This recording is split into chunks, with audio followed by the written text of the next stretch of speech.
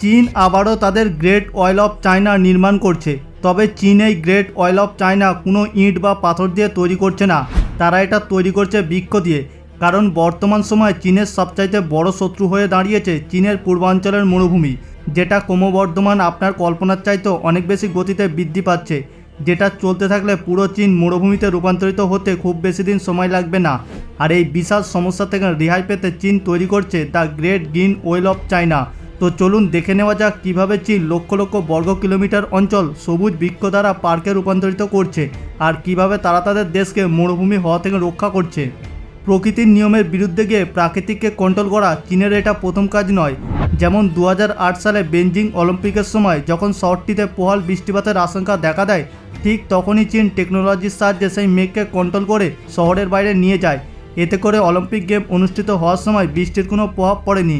চীনের আয়তন প্রায় আমেরিকার আয়তনের সমান, কিন্তু তারপরও চীনের মোট আয়তনের মাত্র 12% চাষ করার উপযুক্ত, আর 27% অঞ্চল মরুভূমি বালি দিয়ে আবৃত। বৈশ্বিক উষ্ণায়নের কারণে চীনের আবাদি জমির পরিমাণ দিন দিন কমে যাচ্ছে, কিন্তু তারপরও চীন খাদ্য স্বয়ংসম্পূর্ণ।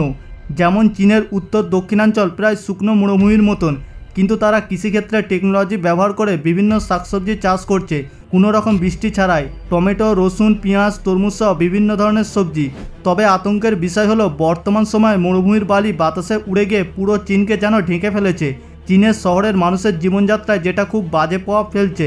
প্রায় দেখা যায় বিভিন্ন রাস্তা মরুভূমির বালি দিয়ে ঢেকে আছে, আর সেই বালি আবাদি জমির কতটা ক্ষতি করে তার বলার অপেক্ষায় রাখে না।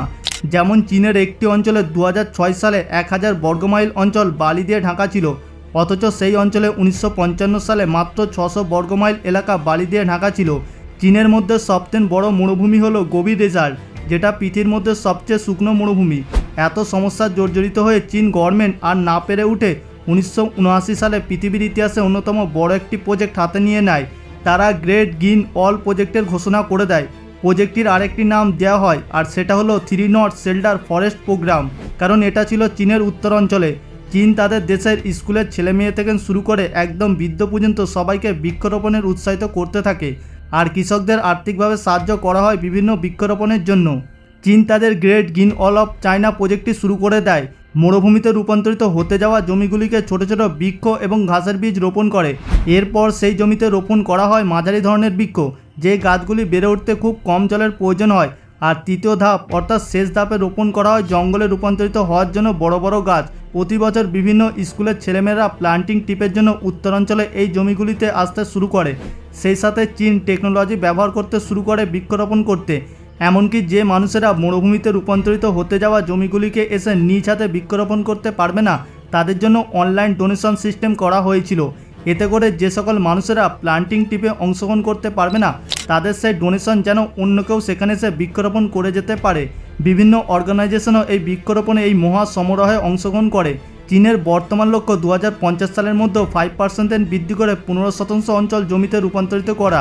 চীন অতীতে এবং বর্তমানে এত পরিমাণ বৃক্ষরোপণ করছে যা পুরো পৃথিবীর সমস্ত দেশ মিলেও এত পরিমাণ বৃক্ষরোপণ করতে পারেনি। আর অতীতে এই বিশাল প্রজেক্টের কারণে চীনের উত্তরাঞ্চলে এখন 13% জঙ্গলে ছেয়ে গিয়েছে। শুকনো মরুভূমিতে পরিণত হতে যাওয়া অঞ্চলগুলিতে এখন খোলা হচ্ছে বিভিন্ন পার্ক, কিন্তু প্রতিটি মুদ্রার দুটি পিঠ থাকে। যেখানে পুরো পৃথিবী থেকে চীনের এই বৃহৎ পরিসরের প্রকল্পকে সাধুবাদ জানানো হয়, ঠিক তেমনই অনেক বিশেষজ্ঞ চীনের এই মহৎ পরিকল্পনা নিয়ে বেশ আতঙ্কে আছে। কারণ চীন তাদের এই মহৎ পরিসরের বৃক্ষরোপণে শুধুমাত্র এক প্রজাতির বৃক্ষরোপণ করছিল। যদি কোনো প্রকার ভাইরাস এই গাছগুলিকে আক্রমণ করে, তাহলে একই প্রজাতির গাছ হওয়ার কারণে সব গাছই এই ভাইরাস আক্রান্ত হবে। যেমন 2000 সালে চীনের নেনজিয়া এলাকাতে এমনই একটি ভাইরাস দ্বারা আক্রান্ত হওয়ার কারণে প্রায় 100 কোটি গাছ নষ্ট হয়ে যায়। আর তাই অনেক বিশেষজ্ঞ চীন গভর্নমেন্টকে আলাদা আলাদা ধরনের গাছ রোপণ করার পরামর্শ দিয়ে আসছে। সাম্প্রতিক ধূলিঝড়ের কারণে চীনের অনেক অঞ্চলে বৃক্ষ একেবারেই নষ্ট হয়ে গিয়েছে। সেই সাথে এত বেশি সংখ্যা উদ্ভিদের কারণে চীনের গ্রাউন্ড ওয়াটারের পরিমাণ অনেকটা কমে এসেছে, ফলে কৃষিকার্যে অনেকটা ব্যাঘাত ঘটছে। এতে করে চীনের সেই পরিকল্পনাটি কিছু কিছু ক্ষেত্রে অনেক খারাপ প্রভাব ফেলছে। চীন তাদের এই মহৎ পরিকল্পনার কারণে সবচেয়ে বেশি যে সমস্যায় ভুগছে সেটা হলো স্মোক পলিউশন।